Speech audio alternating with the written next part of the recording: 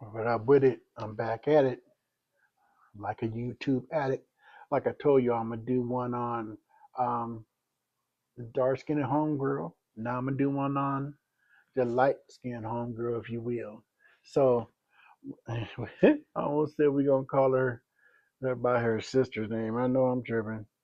So we're gonna call her Nikki. And no, it's not the one that folks may think I'm. Anyway, y'all know I'm not because she's from the South. So anyway, and plus there's different um, time frames. Some people were on the porch. Some people were off the porch. So she was definitely off the porch even before I was. Man, look here. This young lady was known and was cool. She wasn't known being no freakazoid like people always want to throw on. I'm just being real on the white chicks that they gonna give it up quick. She was not one of them. My homegirl had class and all of that. Man, she was a good friend. Never forget her working out at the dang McDonald's in the Burien area, and I was a little kid, and she was telling certain homies, "Come on out, y'all. You know, I'm gonna hook you up with the grub." And I was hungry, leaking. She had hooked me up with some grub. I was sprung. I got me some McDonald's. I'm pumped. But she wasn't just good in the heart. She was good with these. So we used to go on all kind of field trips, if you will. We've even been to Hilltop, just going to go peel. That's Seattle slang for getting our little uh, pocket on. We went out there to go look for something to get into.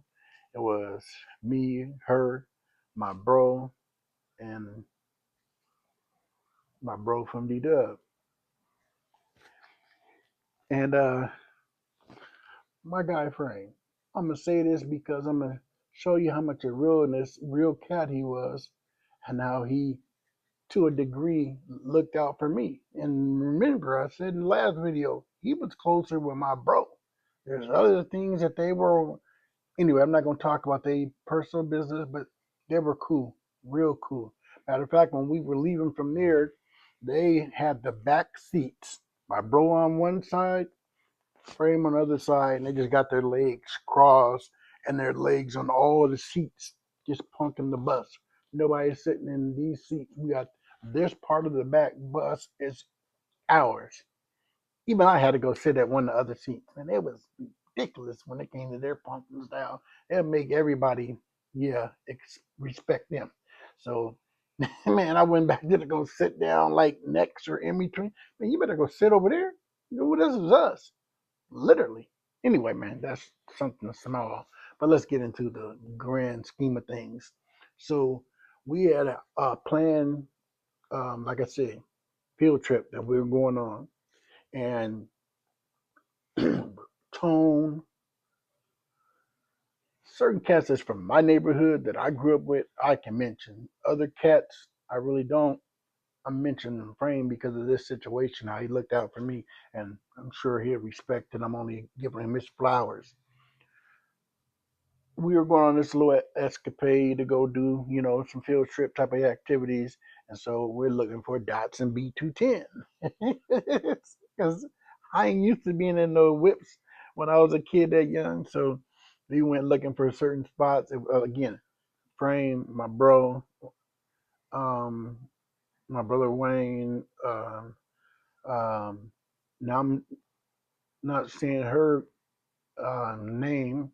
May she rest in peace as well, because one of my homegirls that I grew up with, I had said something before. This is way before YouTube, and she's like, "You don't want to be doing that because our kids, and that could be disrespectful, and we're living a different life."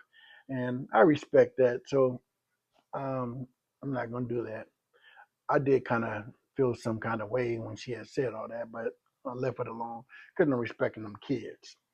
And Tone, Cleo, I believe Glee was with us. I don't think so. I'm not 100% sure. I have to ask Glee. But I know for certain Tone and Cleo. I said something. Man, I'm gonna say it, but I ain't gonna say who it was. Somebody went in, dumped in this woman's bathroom with her. Either she stayed with her mom or her parents. I mean, her grandparents or her mom. Not sure. The house is full. Why would you go and dump in this one? I couldn't believe it. Oh my goodness. So, so we're out. I mean, we're in the house and we're about to go out. So we end up going upstairs to hang out in a different area. And so we're up there kicking it and we're talking. And so I had got up to go to use the bathroom upstairs. I wasn't trying to go. A partner just blew it out. I definitely wasn't going to do that because when you open the door, everybody. That's what was so embarrassing. But I guess that cat didn't have no shame. He's out alive for that. I'm not gonna say who it was. They know who they were. So we're all upstairs. I go to use the bathroom. So I got up. So I go back to my seat, and my bro's sitting in my seat. I'm like, wait, man, that was my seat. And he just looked at me and just like he didn't hear nothing I said. So I was like, not bro, because that word wasn't even out then. Man, can you get out of my seat? And then he just looked at me stern, like, no. So for y'all that don't know me, always had a really, really short temper. Win, lose, or draw, I'm swinging because I get pissed quick. At least I used to. I'm still working at it as an adult. I used to really get quick, and I'm firing. Anyway, I'm not gonna tell the story before I tell the story. I just put as many flurries as I can out. This dude just ate that like it was nothing. Got up, cracked me. As soon as he hit me, it was like instantaneous. It was like the hit and the words came out as soon as he hit me.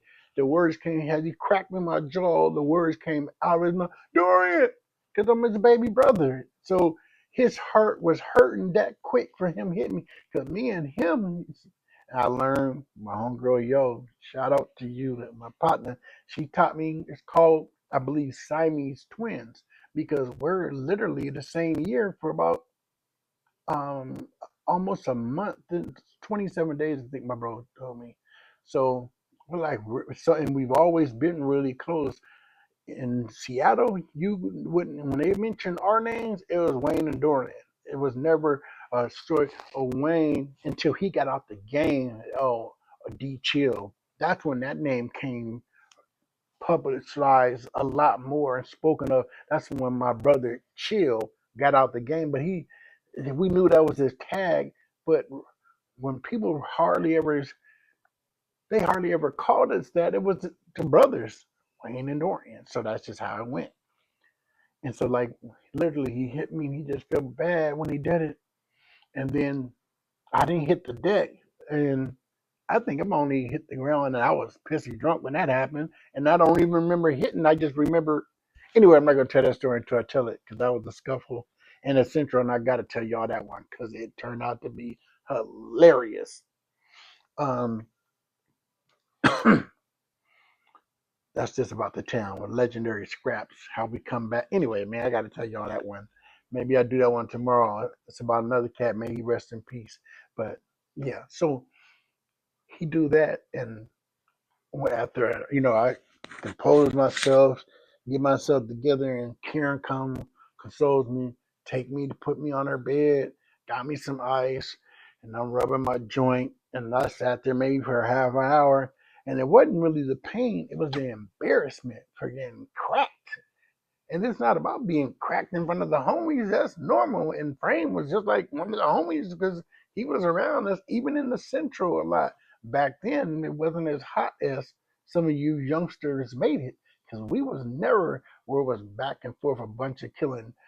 Situation took place, and that's one reason why I stopped representing the CDF or CD like that because I thought that was punkish of what they did to Breeze. You should have just fought that man. If you're gonna get whooped, get whooped.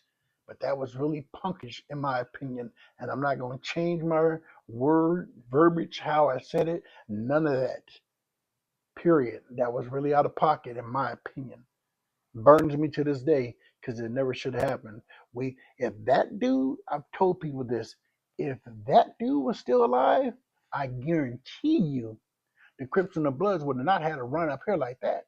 And I may have never been a Paru. I can almost guarantee you that because he was that type of leader that he would have made sure that Seattle stood as one and there wouldn't have been no running amok. Y'all thinking you're going to have all these different shops set up, slanging or not. Yeah, we may have been able to get work from them, but we would have been purchasing and you would have been going back home. You wouldn't have been setting up nothing here unless you was in the outskirts and you were just being the delivery guy that's selling to us. But you wouldn't have been up here curb serving, none of that, none of that.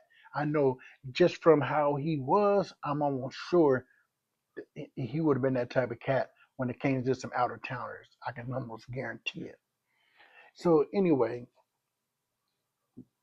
30 minutes go by. We start going looking for the Datsun B210. Couldn't find that. So, but on our way going down there, I'll never forget, man. And this made me feel good. Um, I'm hearing some chatter behind me because I'm walking away. I don't want to even be next to Wayne. I'm so pissed at what he did to me and embarrassed me. So I'm walking and I can hear some words being said, and I can hear my brother. You know your brother's voice, but it's not as boisterous as it normally is. And then I can hear a bunch of cuss words. You're so out of pocket about hitting him like that. And all the time you would expect it to be Cle- Cleo or Tone doing all this. Because, Karen, she was neutral. She knew both of us and she was mad, period. She seen me hit him and him hit me back, which is natural. You're going to hit somebody back, brother, sister, cousin. Look, I hit him first and he took off back. Normal. But he cracked me a little harder than everybody was expecting. Frame was going in on him real tough. And that's his boy. That's his guy. They were close. And it really struck me. And I was shocked to hear all this being spoken on my behalf. And that's his buddy.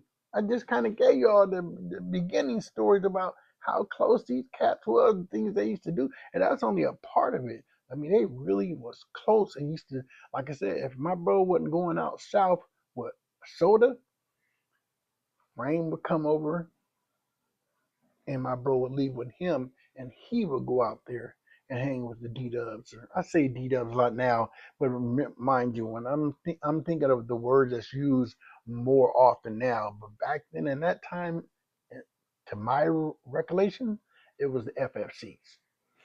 But anyway, you know what I'm saying. I was so shocked, but at the same time, I was smiling, man, just walking. And so the rest of my night, I felt good. I was just smiling, like, dang, man, my bro stood up. Not my bro. He stood up for me because bro wasn't a word back then, even though the D Dub started that in the 90s.